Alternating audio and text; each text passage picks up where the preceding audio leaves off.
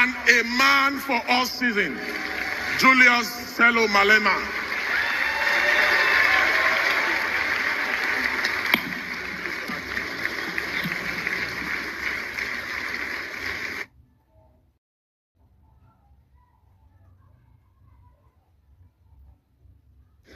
Thank you very much.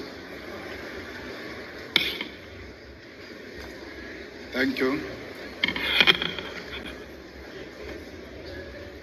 Let me take this opportunity to greet the governor of Enugu, to greet the Sultan of Sokoto. Let me greet the president of Nigeria Bar Association.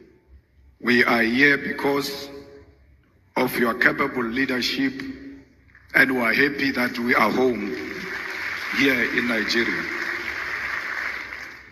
The leadership collective of the Nigerian Bar Association, who have honored me with an invitation to this esteemed occasion, I greet you all. I further greet all members of the Nigerian Bar Association who are present here today, representing the legal fraternity of this great country, which remains a friend and ally of South Africa and her people.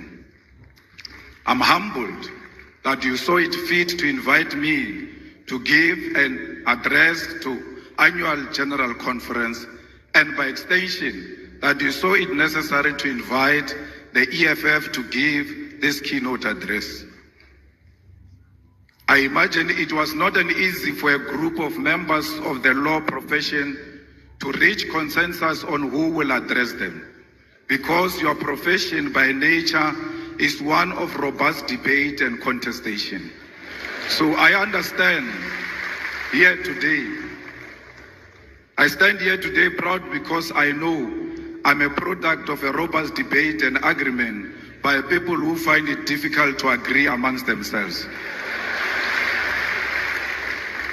Comrades and friends, the link between the legal profession and the cause for liberation cannot be separated.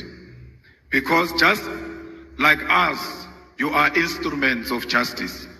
While we wage our battle for freedom in the picket lines, through activism, protest, and participation in governance, it is you, the members of the legal profession, who interpret the laws we make, who practice the justice we seek to achieve, and who fight tirelessly for those who cannot defend themselves in the courts of law. It is a profession characterized by sacrifice, intellect, and a commitment to interpretation of the past in order to achieve justice, fairness, and victory in the present and future. For the activists, we have a history and dialectical materialism to guide us into leading society towards a better tomorrow. And for the legal profession, you have indigenous law, common law, case law, the Constitution and statute, an objective reality to achieve not only personal victory, but to establish collectively laws that will govern others for decades to come.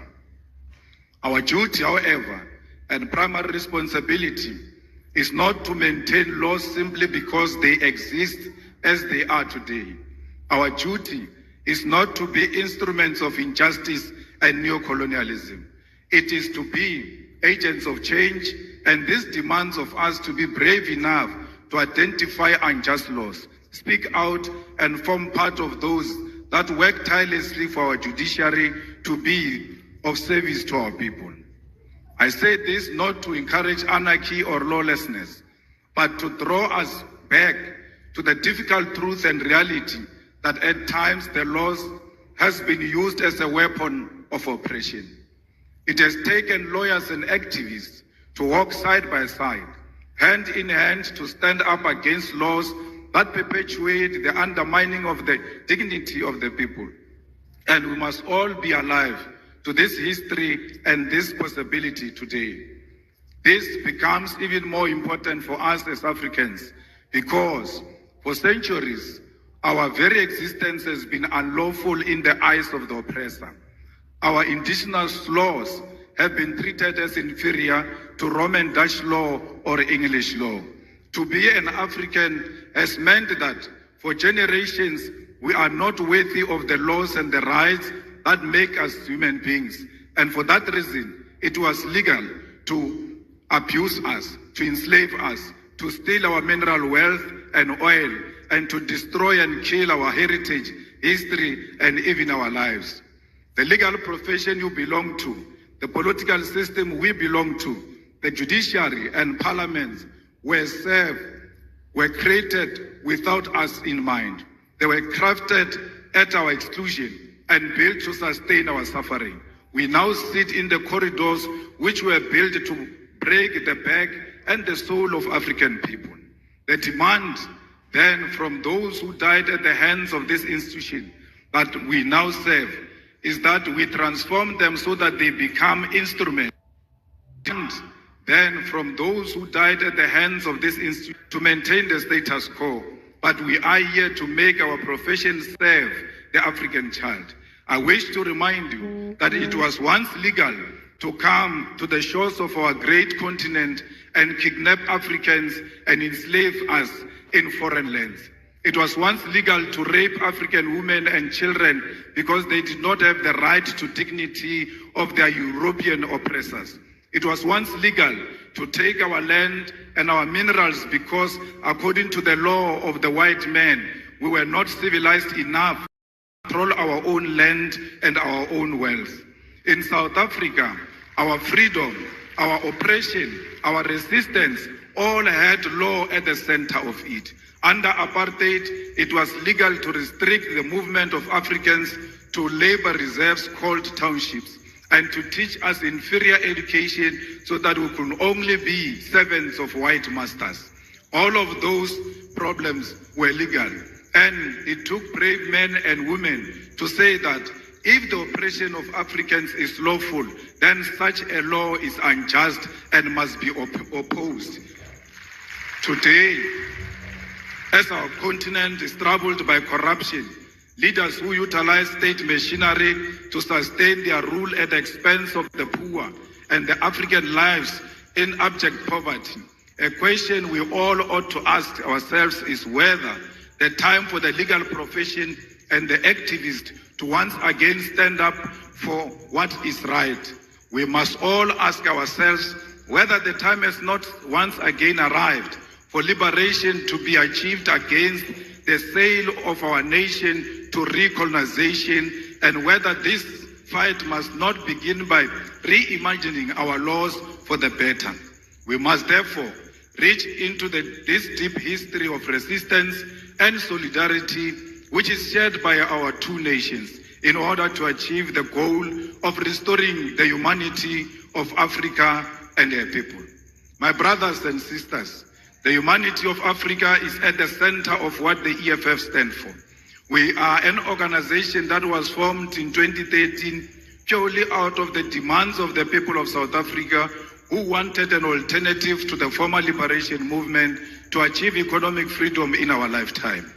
We are an organization which is born out of the blood of slain mine workers in an area known as Marikana, where 34 miners were shot down execution style, and the 13th anniversary of their execution was this month on the 16th of August 2025. Yet the families have not seen any justice. No one has answered for this grave injustice. It is out of this deep pain and disregard for African life that the domestic workers, miners, gardeners, petrol attendants, street dwellers, university students, professionals, and ordinary people of South Africa demanded that we form the economic freedom fighters. We were formed to complete the liberation struggle, which was faced by compromised, betrayal, and corruption of the mission for the return of the land and wealth of South Africa to the hands of the people. As a result, we base our struggle on these lived realities, and we are guided by a scientific ideological outlook of Marxism, Leninism, and the teachings of Frantz Fanon. Fanon, in the context of Africa, becomes most important as we face with a continent that is becoming more and more dependent on the former colonial master, and our liberation movement abandoned the struggle which led to the formation in favor of life of opulence while the people suffer. We are Marxist because we believe in the inherent need of an alternative economic system to capitalism, and we use the science of dialectics to wage our struggle for liberation. We are Leninist because we believe in the need for a vanguard party of the people to lead the struggle, one which believes in internal democracy and the waging of struggle in parliament, the judiciary, and at the grassroots level. We are anti-capitalist, anti-imperialist, anti-racist, anti-sexist organization which believes in democracy and socialism as a means of uplifting ordinary masses of our people. At the foundation of the EFF are what we refer to as the 7 non-negotiable cardinal pillars, which are expropriation of South Africa's land without compensation for equal distribution in use, nationalization of mines, banks, and other strategic sectors of the economy without compensation, building state and government capacity, which will lead to abolishment of tenders, free decolonized education, healthcare, houses, and sanitation, massive protected industrial development to create millions of sustainable jobs, including introduction of minimum wages in order to close the wage gap between the rich and the poor, massive development of African economy, and advocating for a move from reconciliation to justice in the entire continent. Open, accountable, corrupt-free government and society without fear of victimization by state agencies. These are briefly the guiding principles which make us, as the EFF, a revolutionary movement. Compatriots, the need to do away with injustice of the past demand that we create laws for the future, because independence does not automatically mean that infrastructure of our legal system itself becomes independent. Our duty as lawmakers, as practitioners post-independence, demands of us to scrutinize existing laws and where necessary make amendments or even introduce new laws to liberate our people from the parasitic oppression that they are exposed to. The EFF, which has been in Parliament of South Africa since 2014, is engaged in this practice, and we have been able to implement our vision, mission, and identity into our approach to governance and lawmaking. A few examples of how we have interpreted what needs to change at the level of governance and legislation in South Africa to enhance the cause for liberation is the introduction of the bills that were put before Parliament. The nationalization of the Reserve Bank Bill, which seeks to place full control of South Africa's Reserve Bank, particularly monetary policy, in the hands of the state. Further to this bill introduced by the EFF in Parliament seeks to broaden the mandate of the Reserve Bank in South Africa, which currently has private shareholding, towards alleviating unemployment and capping economic stagnation, which is due to the Reserve Bank conservative and financial sector-orientated policy outlook. The Public Finance Management Amendment Bill will in South Africa deal with the problem facing the whole continent, and that is the unregulated borrowing of the money by our government from the World Bank and the International Monetary Fund. This bill, which we have introduced as the EFF, will require that National Treasury in South Africa first seek approval from Parliament to source foreign loans and establish transparency regarding such loans and their conditionalities. The debt trap of Africa to our foreign colonizers must be stopped, and that begins by regulating these loans that our leaders commit future generations to, because they will not be there when the colonizers come to collect. The Student Debt Cancellation Bill is a piece of legislation introduced by the EFF to ease the debt burden of young students who cannot access their qualification, seek employment using their qualification, or pursue postgraduate studies because their qualifications are withheld due to debt. Student debt is an obstacle to the youth who have no source of income because they cannot access their degrees, and equally cannot generate a source of income because they cannot prove that they are qualified due to their qualification being withheld. The need to unlock this qualification possesses a major opportunity to grow our expertise in our country and promote education to be at the center of our developmental objective. Insourcing Bill seeks to do away with the exploitation of labor brokers and consultancy firms which are draining the public finance of government in South Africa. In our country, the most basic of service which ought to be conducted through internal capacity are done on contractual basis and at inflated prices. The policy of outsourcing is at the center of corruption as politicians establish companies to provide services such as cleaning, security services, accounting services, maintenance services, and many more to government at a ridiculous rate. How can you issue a tender to buy toilet paper? How come Director General doesn't know where the toilet papers are being sold and go and buy the toilet papers himself instead of issuing out a tender that is unnecessary? There are certain things that can be done by the government without involving the outside players. We don't want alcohol advertised in South Africa because they advertise alcohol through the means that is not a true reflection of alcohol. Why are you not advertising alcohol with drunkards and show people what alcohol will do to them? It cannot be that alcohol is advertised only with beautiful people at the beach. It must be a true reflection of what this will do to you. We have done the same before by banning the advertisement of cigarette in South Africa, and what is to follow is alcohol. The EFF is also engaged in many other programs that seeks to empower our own communities and make sure that there is local procurement. Why should a prison in Enugu should go and buy vegetables in Lagos? They must buy where they are to promote local economy and to promote their own economic growth.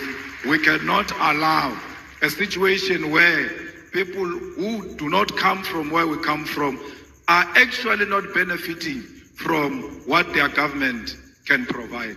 Compatriots, I must reiterate once again that it is a deep honor to stand before you today in Nigeria, in Enugu State, a country that holds a special place in the hearts of all South Africans who understand history, who value solidarity, who appreciate the sacrifice made by others in the cause of our freedom. Nigeria is not just another African country to us. It is a comrade nation, one that stood firmly by our side during our darkest hour. When South Africa was shackled by apartheid, when our people were murdered, imprisoned, and denied basic humanity, Nigeria rose as a giant for justice, placing South Africa squarely at the center of its foreign policy. Former President Murtala Mohammed famously declared that Africa had come of age, that the continent will no longer tolerate interference from outside powers, and this still rings true today. Nigeria set up the Southern African Relief Fund, mobilizing its citizens to contribute to the liberation struggle.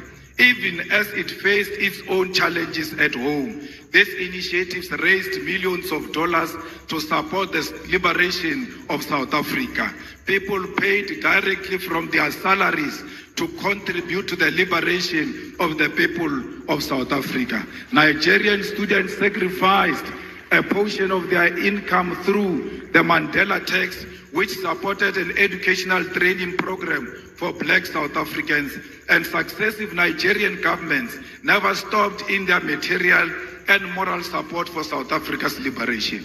In fact, Nigerian government boycotted the 1976 Olympic Games and the 1979 Commonwealth Games in protest and in opposition to apartheid government. We cannot forget all those who stood by us during difficult times. Nor can we forget that when Nelson Mandela was released from prison in 1990, one of his earliest international visits was to Lagos and Abuja to personally thank the Nigerian people. This gesture, a foundation of a bond sealed in blood and sacrifice. However, this history must not remain in the past. This bond between South Africa and Nigeria must be carried forward into the present, not just in political sentiment, but in concrete economic collaboration. Both our nations stand as giants of the continent. South Africa, with its industrial base, mining capacity, and advanced financial system. Nigeria, with its vast population, vibrant entrepreneurial spirit, oil and gas resources, and cultural dynamism that has captured the imagination of the world. Together, we hold the keys to Africa's industrialization and economic independence. Consider what lies beneath our soils. Nigeria is blessed with abundant oil, natural gas, and growing agricultural sector. South Africa holds some of the richest deposits of platinum, gold, manganese, and coal in the world. Combined, we possess the minerals that power modern technology, the energy resources that fuel global industry, and the human capital to build a self-sufficient continent. Yet, both our nation remains trapped in neo-colonial arrangements where our raw materials are extracted cheaply and exported to Europe, America, and Asia, only to be sold back to us at crazy prices as finished goods. This is a cycle of dependency we must break. The path forward is clear. Nigeria and South Africa must industrialize together, build factories together, and process our resources on African soil. Imagine a joint program where South African mining expertise is combined with Nigerian oil wealth to create African-owned energy and resources conglomerate, one that refines, processes, and manufactures for Africa and the world. Imagine agricultural cooperation where Nigeria fertile lands provide food security for the continent, supported by South African machinery, logistics, and technology. Imagine a collaborative investment in renewable energy, where South Africa's solar potential and Nigeria gas reserves are harnessed to build an integrated African power grid. Already, we have glimpses of what is possible. South African companies such as MTN, SPAR, ShopRite, and MultiChoice have made significant inroads in Nigeria, creating jobs and bringing services. Nigerian businesses, investors, and cultural industries have equally expanded to South Africa. Nigerian music, filmmakers, writers influence South African culture, just as South African universities and industries provide platforms for Nigerian talent. But this cooperation has been uneven and at times marked by suspicion and the painful experience of xenophobia. Let me be unequivocal here. Xenophobia is a betrayal of African unity. It is a sickness born of poverty, inequality, and government failure. But its victims are our African brothers and sisters. Nigerians, Zimbabweans, Congolese, and Somalis are not the cause of the South Africa's unemployment crisis. The cause lies in the untransformed economy of South Africa, which remains in the hands of white minority and multinational corporations who continue to exploit labor while refusing to industrialize. Attacking fellow Africans diverts anger from the real enemy, and we must educate our people that unity, not division, is the solution to the African crisis.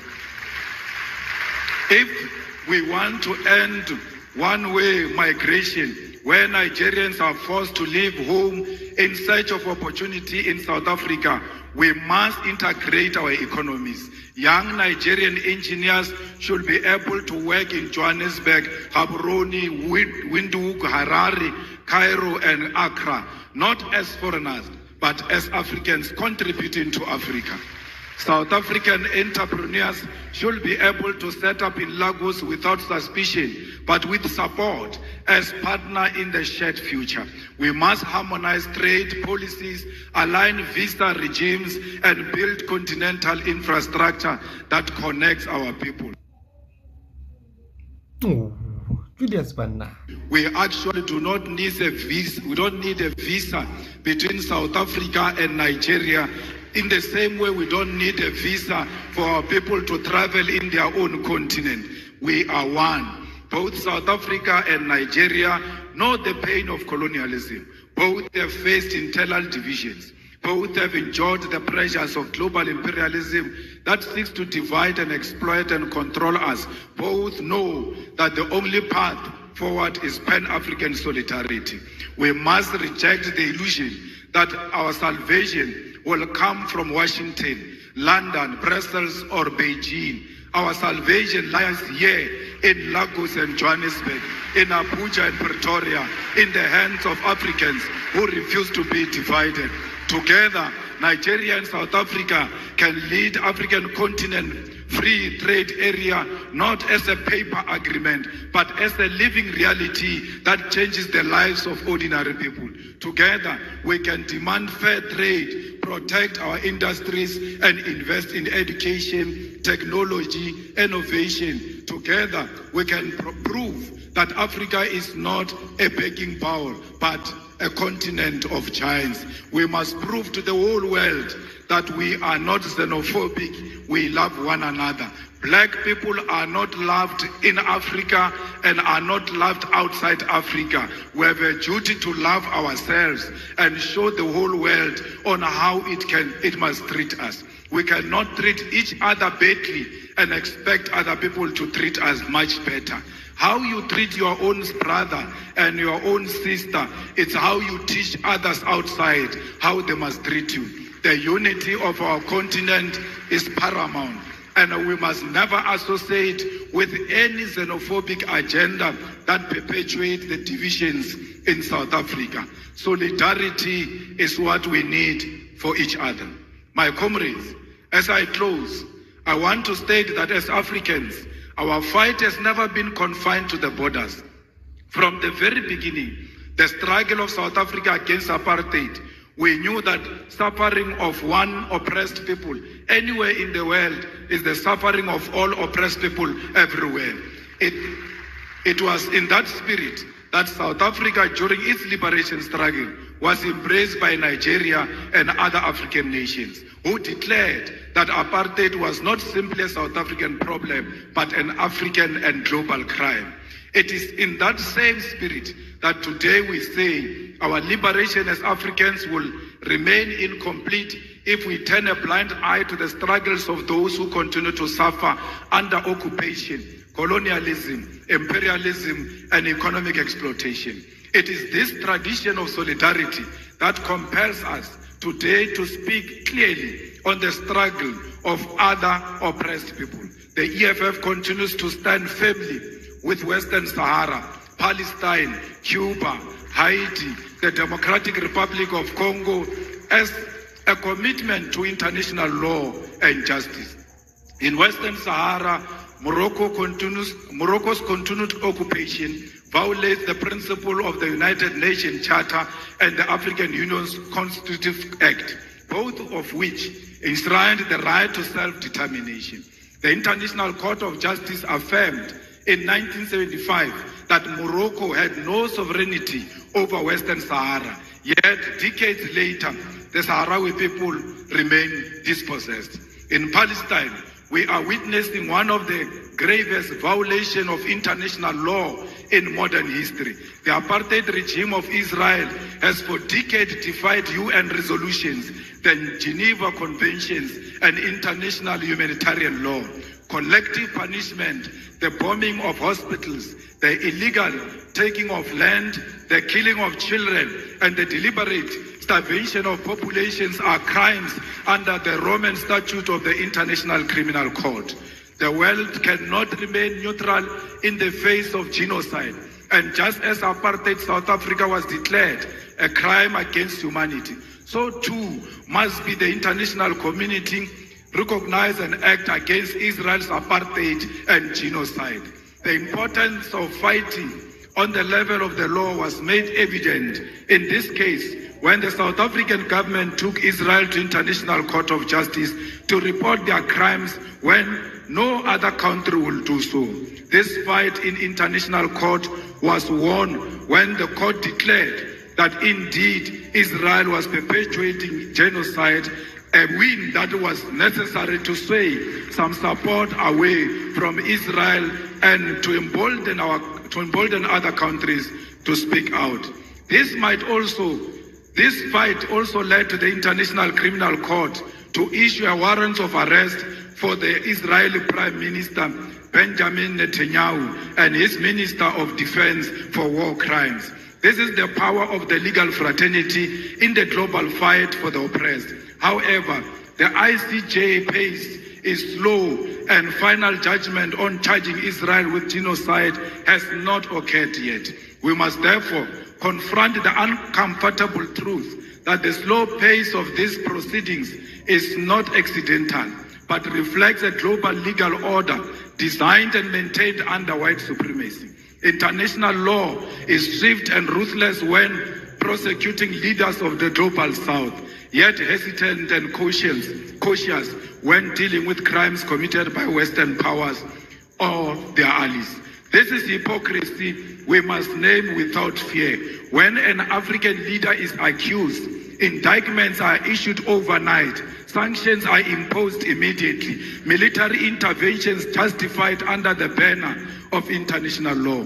However, when Israel stabs children in Gaza or the United States and its allies invade nations and topples governments, the same institutions suddenly discover restraint, complicity, and delay. As the legal fraternity of Africa, you cannot accept this double standard. You must be bold enough to create alternative and fair systems of accountability that do not bend to imperialist interests. If the so-called international community is unwilling to deliver justice in real time, then Africa must advance its own courts, its own tribunals, its own instruments of solidarity and protection. Just as we built liberation movements when colonialism denied us freedom, so too must we build new legal institutions when the existing ones fail us. In Cuba, for over 60 years, the United States has imposed an economic blockade in contravention of international law, including the principle of non-interference and the sovereign right of nations to choose their social and economic system. Despite this, Cuba has demonstrated a profound commitment to human solidarity, sending doctors across the globe, including to Africa, welcoming Africans into their classrooms and participating in the liberation of the oppressed. Cuba never sent their soldiers anywhere to kill anyone. Instead, they send their doctors all over to go and save lives. The tragedy of Haiti is one of historical injustice. Haiti's revolution was first declaration of black freedom in the modern world, yet it was punished with centuries of economic sabotage and enforced debt. Contrary to any principle of justice, today, Haiti suffers from foreign interference, the denial of sovereignty, and the imposition of external governance. International law demands reparation, debt cancellation, and the withdrawal of foreign forces so that Haiti can govern itself in dignity. We have seen DRC not experiencing peace because of its mineral resources. We must stand with DRC and demand that there must be permanent peace in DRC and everywhere else in Africa. Because DRC without peace, it will never experience economic growth. We are because DRC it is. We are the people of Southern Sudan. We must make sure that no single corner of Africa there are guns where Africans are killing each other. Africans must always be together against the enemy forces who want to exploit our country. We are here today to reclaim our land. We want the land of Africa to be returned to Africa because it belongs to the Africans. We want the minerals of Africa to be returned to the Africans because that's where they belong. We want to build industries in Africa and process our minerals here in Africa. We've got the capacity. We must never allow the imperialist forces to divide us in order to take our minerals from us. We demand one Africa. We demand borderless Africa. We demand Africa with one president, with one currency, with one military command, with one parliament, because we know the currency of Africa will be much more stronger against the American currency. We don't care what Trump thinks of us. He will never choose a policy position for Africans. We are not subject of Trump. We must refuse to be subjects of Trump.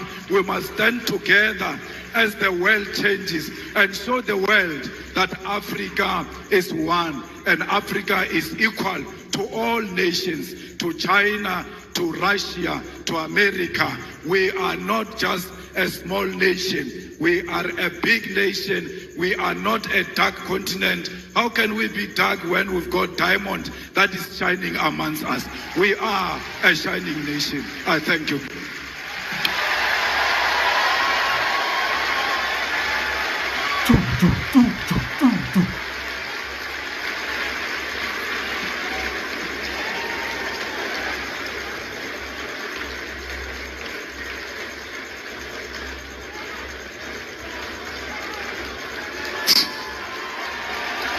You should have said kill the boer, the farmer, kill the boer, the farmer. Brr, pa, pa.